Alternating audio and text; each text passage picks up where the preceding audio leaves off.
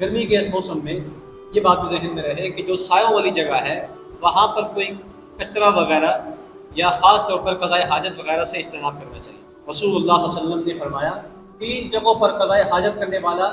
لعنت کا حقدار بن جاتا ہے۔ تو پرانے زمانے میں تو گھروں میں باتھ روم ہوتے ہی تھے، آج کل تو باتھ روم آ گئے ہیں، ہر گھر کے اندر باتھ روم میں آسانی ہو گئی ہے، لیکن اب بھی بعض اوقات باہر لوگ چلتے پھرتے ہوئے آتے جاتے ہوئے جو مسافر لوگ ہوتے ہیں ان کو باتھ روم نہیں ملتا تو وہ راستوں میں ہی بیٹھ جاتا ہے۔ تو رسول اللہ صلی اللہ علیہ وسلم 3 جگہوں کے بارے میں فرمایا کہ 3 جگہوں پر قضاء حاجت کرنے والا لعنت کا حقدار بن جاتا ہے۔ پہلا وہ شخص ہے جو کہ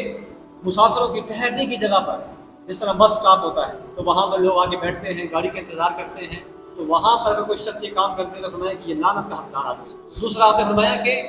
لوگوں کی گزرگاہ میں فٹ پاتھ ہے، لوگ وہاں سے گزرتے ہیں، راستے میں کسی نے یہ کام کر دیا ہے تو یہ بھی کیا ہے، لعنت کا مستحق انسان۔ اور تیسرا آپ نے فرمایا سائے کے اندر، کسی درخت کا سایہ ہے، کسی دیوار کا سایہ ہے اور وہاں پہ کوئی شخص، لوگ وہاں پہ آ کے سایہ لیتے ہیں تو وہاں پہ کوئی شخص اس طرح کی حرکت کرتا ہے تو یہ بھی کیا ہے، لعنت کا باعث ہے۔ تو ایسے کام کرنے سے اجتناب کرنا چاہیے کہ جس سے کسی دوسرے مسلمان کو تکلیف پہنچے۔